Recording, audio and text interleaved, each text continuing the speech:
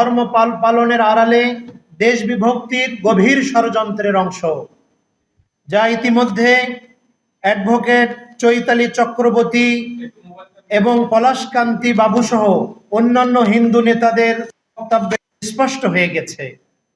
তারা seven sister রক্ষায় রংপুর অঞ্চলকে ভারতের অন্তর্ভুক্ত করার এজেন্ডা বাস্তবায়ন করতে চায়। বিভিন্ন সময় ভারতের অনেক দায়িত্বশীল নেতৃবৃন্দ থেকে এমন বক্তব্য পাওয়া যায় যা আমাদেরকে গভীরভাবে শঙ্কিত করেছে। এমত অবস্থায় এই বিক্ষুব্ধ পরিস্থিতি স্বাভাবিককরণের লক্ষ্যে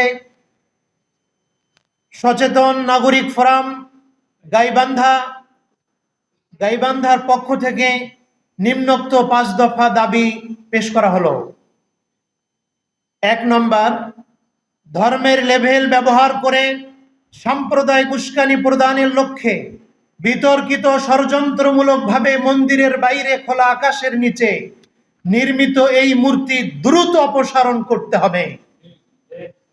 2 নম্বর, প্রতারক হরিদাস সহ দেশ বিরোধী সকল ষড়যন্ত্রকারীদের গ্রেফতার করে আইনের আওতায় আনতে হবে। 3 নম্বর, প্রকল্পের অর্থায়ন, সরকারি অনুমোদন ও দেশি বিদেশি সম্পৃক্ততা তদন্ত করতে হবে। বিদেশি অর্থায়ন বা কূটনৈতিক সম্পৃক্ততার অভিযোগ প্রমাণিত হলে যথাযথ আইনগত কূটনৈতিক ব্যবস্থা গ্রহণ করতে হবে।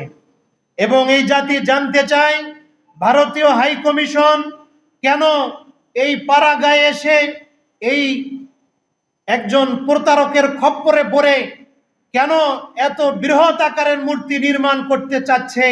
ভারতীয় হাই কমিশন সেখানে উদ্বোধন করতে আসে। ভারতীয় হাই কমিশন আসলে কি করছে এই দেশের জনমনে সেই প্রশ্ন আজ উঠে এসেছে। 4 নম্বর, গাইবান্ধা ও রংপুর বিভাগের শান্তি শৃঙ্খলা সম্প্রীতি এবং বাংলাদেশের স্বাধীনতা সার্বভৌমত্ব রক্ষায় কার্যকর ব্যবস্থা গ্রহণ করতে হবে। 5 নম্বর, নির্ধারিত সময়ে আমাদের দাবি বাস্তবায়িত না হলে দেশপ্রেমিক জনতাকে সাথে নিয়ে বৃহত্তর গণ আন্দোলন গড়ে তোলা হবে। সচেতন নাগরিক ফোরাম গাইবান্ধা রাজপথে আছে। আগামীর দিনগুলোতে এই আন্দোলন আরো জোরালো হবে। আমরা আমাদের দাবি আদায় করেই ছাড়বো ইনশাআল্লাহ। দেশের স্বাধীনতা সার্বভৌমত্ব রক্ষার প্রশ্নে আমরা 1 ইঞ্চি কোনো ছাড় দেব না।